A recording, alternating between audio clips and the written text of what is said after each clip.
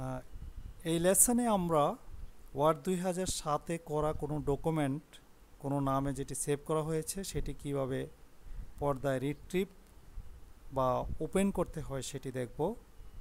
করার জন্য আমরা ওয়ার্ডে ঢুকি। ওয়ার্ডে এভাবে প্রবেশ করার পর আমরা অফিস বাটনে ক্লিক করতে হবে।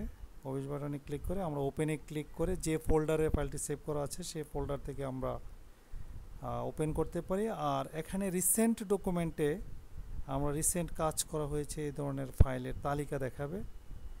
এই তালিকা থেকে আমরা কোনো একটি ফাইলের নামের উপরে ক্লিক করেও আমরা ফাইলটি শুরু করতে পারি। আর যদি রিসেন্ট না হয় তাহলে ফাইলটি ওপেন করার জন্য এইভাবে আমরা ওপেন ক্লিক করলে ওপেন ডায়ালগ বক্স আসবে। এখানে আমরা যদি মাই ডকুমেন্টসে করা থাকে তাহলে সরাসরি তাদের তালিকা দেখাবে। আর যদি না হয় তাহলে এই লুক ইনে ফাইলটি যে ফোল্ডার বা ডিরেক্টরিতে আছে সেটি আমরা সিলেক্ট করতে হবে। সিলেক্ট করার পর আমরা আমরা এখন ডি ড্রাইভে আমরা পিকচার ফোল্ডার থেকে আমরা একটি ফাইল যেমন স্যাম্পল এটি ওপেন করতে চাই।